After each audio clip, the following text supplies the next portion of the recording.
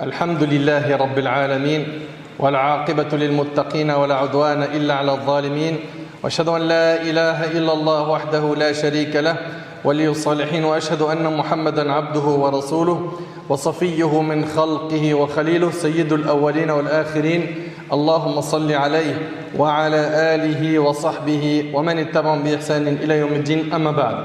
Mes chers frères et sœurs, j'ai envie de vous parler aujourd'hui d'une grande catastrophe, d'une grande épreuve, d'une musiba, une catastrophe qui a touché notre communauté. Cette catastrophe est immense et malheureusement un grand nombre de musulmans et de musulmanes ne lui prêtent aucune attention. Cette catastrophe est la mort des savants. La mort des savants. Il faut qu'on en parle. Mes chers frères et sœurs, les savants sont les héritiers des prophètes. Et ce qu'ils ont hérité des prophètes, c'est la science religieuse. Les savants sont les héritiers des prophètes. Ils sont la prunelle des yeux des alliés d'Allah. Les savants, Allah tabaraka wa ta'ala en a fait une cause de la préservation du dîn. Les savants, Allah Azza wa Jalla en a fait une cause pour qu'on sache qu'est-ce qui est autorisé et qu'est-ce qui est interdit, comment adorer Allah, comment se rapprocher d'Allah. Ce sont les phares de la communauté. Il s'agit des lumières qui nous éclairent les chemins obscurs. Les savants sont ceux qui sacrifient énormément de temps pour apprendre la religion et pour l'enseigner. Leur présence est une sécurité pour la communauté. Et leur mort et leur disparition est une épreuve, et pas des moindres.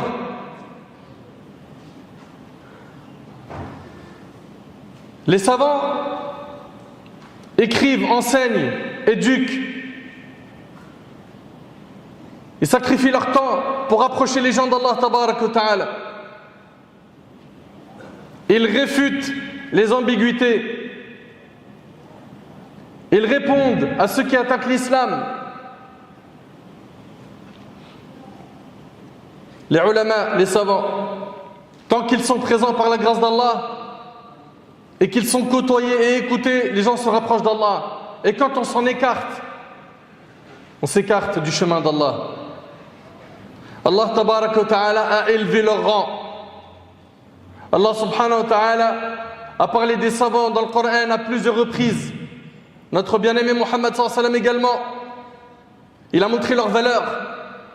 Allah tabaraka wa ta'ala nous dit: Yarfa'illahu alladhina amanu minkum walladhina utul ilma darajat. Allah élèvera en degré ceux d'entre vous qui auront cru et ceux qui auront reçu le savoir. Allah élèvera en degré ceux d'entre vous qui auront cru et ceux qui auront reçu le savoir. Et Allah tabaraka wa ta'ala nous dit également: Qul hal yastawi alladhina ya'lamuna walladhina la ya'lamun. Dis, sont-ils égaux ceux qui savent et ceux qui ne savent pas? Ils ne sont pas égaux. Plus tu apprends, plus tu te purifies, plus tu apprends, plus tu te rapproches d'Allah. Ahbab al-kiram, le savant éducateur, tout le monde a besoin de lui. Le savant éducateur est un repère dans la communauté musulmane. Al-alim al-rabbani. Sa présence dans la communauté, c'est un butin. Sa mort est une catastrophe, une calamité. Et si j'ai fait ce discours aujourd'hui, c'est parce que je ne sais pas si vous êtes conscients, mais de plus en plus, j'entends tel savant est mort, tel savant est mort, tel savant est mort. Et ça mérite qu'on sonne l'alarme. Pourquoi? Pour que nous-mêmes, on met le pied à l'étrier et on commence à étudier sérieusement.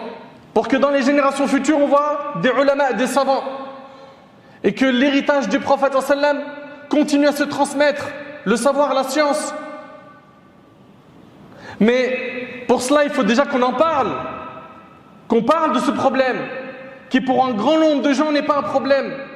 Subhanallah. Et comme ça, régulièrement, on entend tel savant est mort, un alim fait le hadith, un alim fait le fiqh, un alim dans tel domaine, dans telle science et tel autre. Et de plus en plus, les savants partent. Et la relève, elle est où? Et là, je m'adresse à tout le monde ici. Elle est où la relève? On a plein de soucis. Mais est-ce qu'on a parmi les soucis, est-ce que parmi nos soucis, il y a le fait d'apprendre l'ilm al-shar'i, d'apprendre la religion, afin que l'héritage du prophète sallallahu alayhi wa sallam, cette science qu'il a laissée, continue à être transmise? Subhanallah. Selon Abu Darda radiyallahu anhu, le prophète sallallahu alayhi wa sallam a dit: la mort d'une tribu est moins grave que la mort d'un seul savant. Rapporté par l'imam al-Tabarani et Ibn Abd al-Barr. Écoutez bien ce hadith. La mort d'une tribu est moins grave que la mort d'un seul savant. Je le dis et je le répète depuis le début. Le savant, c'est la lumière qui, par le din d'Allah, par la grâce d'Allah, éclaire le chemin aux gens. Omar radiyallahu ta'ala anhu a dit: méditez s'il vous plaît, barakallahu fikum. Et il y aura un appel à l'action à la fin. Car les constats, c'est bien d'en faire, mais il faut une solution. On vous la proposera bi'idhnillah. Et elle est simple, normalement tout le monde sait c'est quoi la solution. Omar radiyallahu anhu a dit: la mort de 1000 personnes est moins grave que la mort d'un seul savant. Allahu Akbar.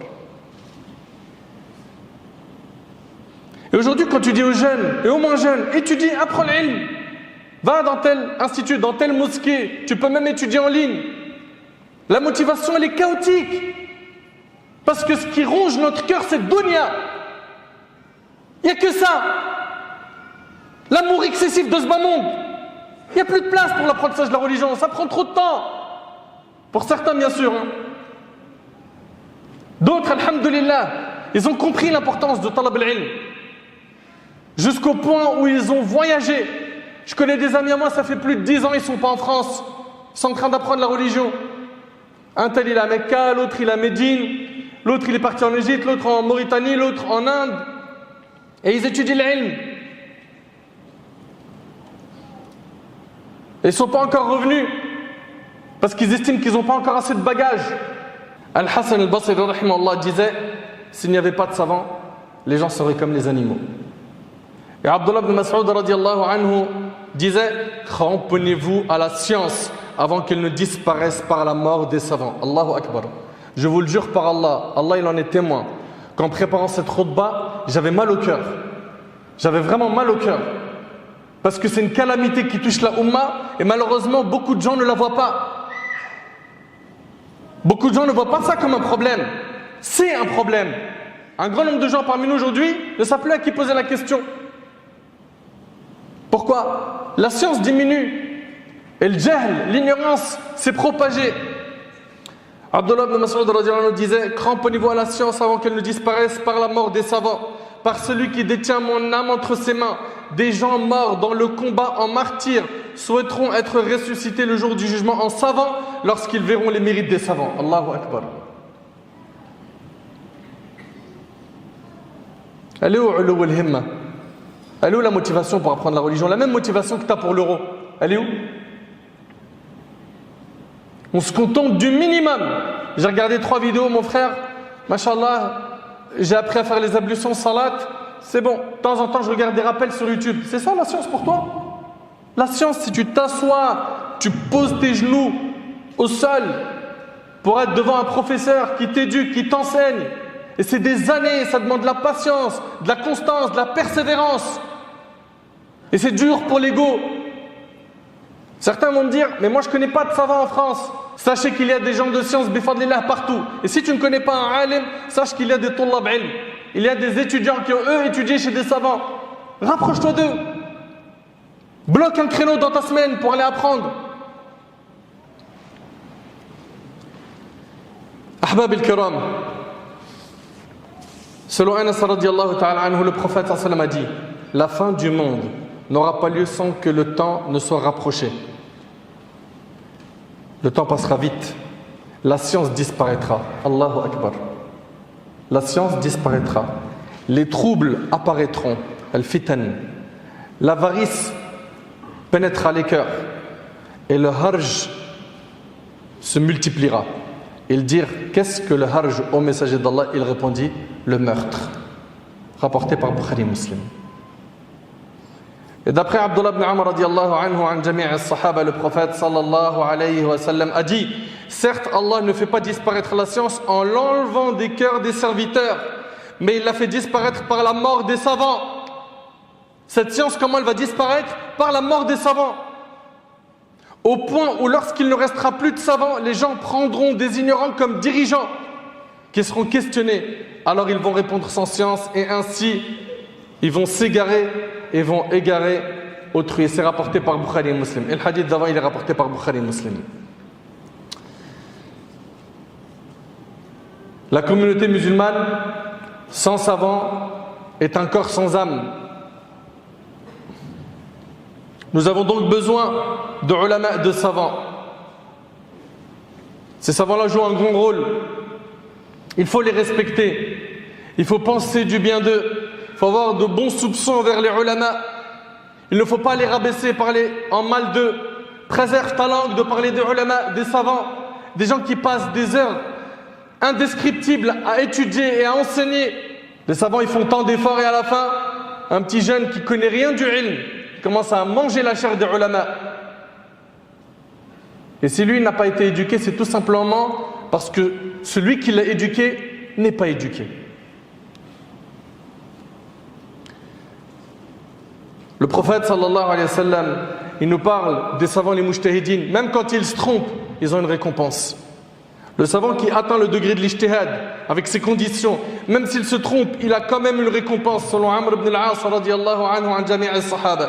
Le prophète sallallahu alayhi wa sallam a dit, si le juge s'efforce de rendre un jugement et qu'il se montre conforme à la justice, il aura 2 récompenses. S'il a une bonne réponse, dans sa fatwa, il a 2 récompenses. Et s'il rend un jugement après un effort d'interprétation et qu'il se trompe, il aura une récompense, rapportée par Bukhari Muslim.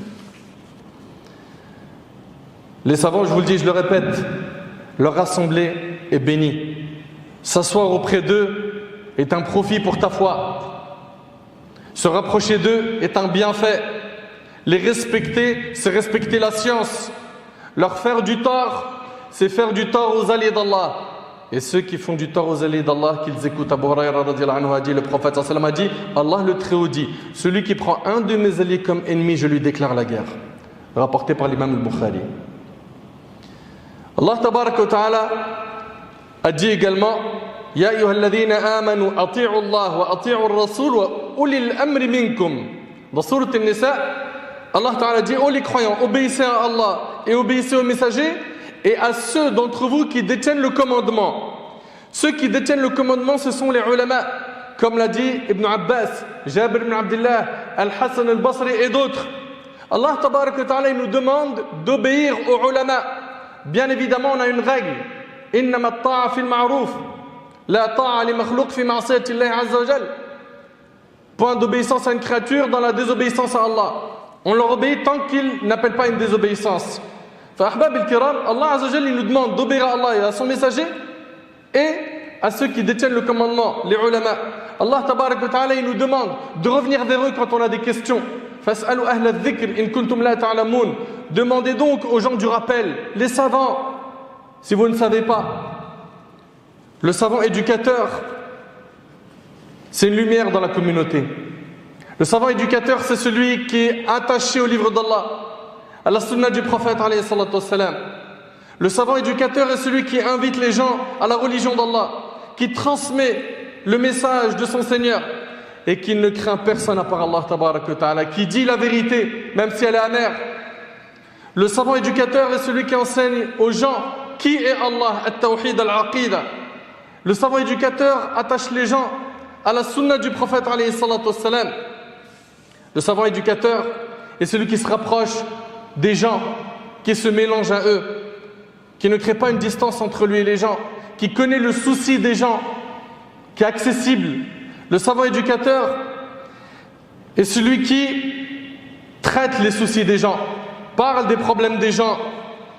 Le savant éducateur n'est pas isolé des gens qui l'entourent. Ahbab al-kiram, Le prophète dans le hadith d'Abu Umam al-Bahili radiyallahu ta'ala anhu a dit: le mérite du savant par rapport à l'adorateur est comme mon mérite, là il parle de la noblesse, est comme mon mérite par rapport au plus bas d'entre vous. Le mérite du savant par rapport à l'adorateur est comme mon mérite par rapport au plus bas d'entre vous. Puis il a dit: certes, les anges et les gens des cieux et de la terre, même la fourmi dans son trou, même le poisson, prient pour celui qui enseigne le bien aux gens, rapporté par Tirmidhi. Vous imaginez? Les fourmis dans leur trou, les poissons dans les mers font des invocations pour Mu'allim al-Nas al-Khair, le alim, le savant. Subhanallah, Abdullah, le fils de l'imam Ahmad ibn Hanbal, rahimahullah, il dit à son père, il lui dit: Ya abati, ayyu rajulin kana shafi'i, ô père, qui était cet homme al-Shafi'i? Fa inni asma'uka kathiran ma tad'u lahu. Je t'entends souvent faire des doigts pour ton professeur, l'imam al-Shafi'i. C'est l'imam Ahmad, il fait des doigts pour son professeur. Où sont passés ses comportements, subhanallah? Combien de personnes t'ont appris le khir? Il t'a appris à lire l'arabe. Maintenant tu lis le Coran. Il t'a appris à faire la prière. Il t'a appris à payer ta zakat. Il t'a appris énormément de règles dans le din. Où ils sont les doigts qu'on fait à Dhahr al-Ghaib? En secret. Et là, le père dit: Kana Shafi'i kashams lid-dunya. Allahu Akbar. Il dit: Al-Shafi'i était comme le soleil pour les habitants de la terre. Allahu Akbar. C'est l'imam Ahmad rahimahullah qui dit ça. Wa kal-afiyati lil-badan. Et la bonne santé pour le corps. Il était comme la bonne santé pour le corps. فهل لهذين من خلف أو عنهما من عوض. Allah tabarak wa ta'ala nous dit: إنما يخشى الله من عباده العلماء. Parmi ses serviteurs, seuls les savants craignent Allah. Plus tu apprends din, plus tu es censé craindre Allah. Et c'est pour cela que les savants sont ceux qui craignent le plus Allah. La mort des savants est une catastrophe. Et la solution, on vous l'a dit, vous l'avez comprise, c'est d'apprendre le ilm. De l'apprendre. Grâce à Allah tabarak wa ta'ala, aujourd'hui, on n'a plus d'excuses. On a des centaines de solutions qui s'offrent à nous pour apprendre la religion. En ligne, en présentiel. Alhamdulillah, aujourd'hui, c'est accessible. Mais elle est où la motivation en face? Où sont ceux aujourd'hui qui veulent apprendre la religion? Je termine avec ce hadith qui est impressionnant. Kathir ibn Qais a dit: j'étais avec Abu Darda dans une mosquée à Damas, quand vint un homme qui dit: oh Abu Darda, je viens de Médine. Je viens de Médine. Écoutez bien. Kathir ibn Qais il dit: j'étais avec Abu Darda dans une mosquée à Damas. Un homme a dit: oh Abu Darda, je viens de Médine, pour apprendre de toi un hadith que tu aurais rapporté du messager d'Allah sallallahu alayhi wa sallam. De Médine à Damas pour apprendre un hadith. Franchement, j'ai mal au cœur. J'ai mal au cœur quand je pense à ces centaines de milliers de musulmans qui ont la possibilité d'apprendre la religion et qui sont des fainéants, des paresseux. Ils ne suivent que la dunya. Il n'y a rien dans leur cervelle, à part les projets de dunya. De dunya, c'est tout. Un hadith. Abu Darda lui dit: es-tu venu pour quelque chose d'autre à part ce hadith? Tu es venu pour quelque chose d'autre ou uniquement ce hadith? L'homme répondit: non, je ne veux rien à part cela. Abu Darda lui demanda: as-tu un commerce ou une affaire à gérer? L'homme répondit: non. Abu Darda lui demanda: n'es-tu donc venu que pour le hadith? L'homme répondit: oui. Abu Darda radiyallahu anhu lui a dit: j'ai entendu le messager d'Allah sallallahu alayhi wa sallam dire: celui qui prend un chemin à la recherche d'une science, Allah lui facilite une voie vers le paradis. Les anges abaissent leurs ailes par humilité devant le chercheur de science en signe de satisfaction de ce qu'il a fait. Tous les habitants des cieux et de la terre jusqu'aux poissons dans l'eau prient pour l'absolution du savant. La supériorité du savant par rapport au dévot est égale à la supériorité de la lune par rapport à l'ensemble des étoiles. Les savants sont les héritiers des prophètes. Or les prophètes n'ont laissé en héritage ni dinar ni dirham, mais ils ont laissé la science. Celui qui la recueille a recueilli une part énorme rapportée par l'imam Abu Daoud. Et pour finir, selon Abu Hurayra radiyallahu anhu, le prophète sallallahu alayhi wa sallam a dit: quand le fils d'Adam meurt, son œuvre s'arrête, sauf dans trois choses. Une aumône continue, sadaqa jariya, une science dont les gens tirent un profit. Tu vas enseigner à quelqu'un à lire le Coran. Tu vas enseigner à quelqu'un à lire l'arabe. Par la suite, il lit le Coran. Chaque lettre qu'il lit, il a 10 bonnes actions. Et toi aussi. Et si lui, à son tour, il enseigne à quelqu'un, tu as sa récompense à lui et la récompense de celui à qui lui-même a enseigné. Et ainsi de suite. Fallah barik fikum. Prenons-nous en main. Apprenons la religion d'Allah subhanahu wa ta'ala. Vous ne le voyez peut-être pas, mais à chaque fois, sur Twitter ou ailleurs, quand il y a écrit « un tel est mort parmi les savants », c'est une douleur, c'est une cicatrice, c'est une plaie qui touche la Ummah. Et si on ne se prend pas en main, dans les générations futures, il ne faudra pas s'étonner que plus personne ne pourra répondre à nos questions, plus personne ne pourra éduquer nos enfants, plus personne ne pourra nous indiquer qu'est-ce qui est halal et qu'est-ce qui est haram. Al-ilm, la science. Apprenez la science. Apprenez la science. Apprenez la science. Ya Allah, j'ai transmis, sois témoin. Ya Allah, j'ai transmis, sois témoin. Ya Allah, j'ai transmis, sois témoin. As'Allah subhanahu wa ta'ala an yaj'alni wa iyyakum min alladhina yastami'una al-qawla fayattabi'una ahsana. As'aluhu tabarak.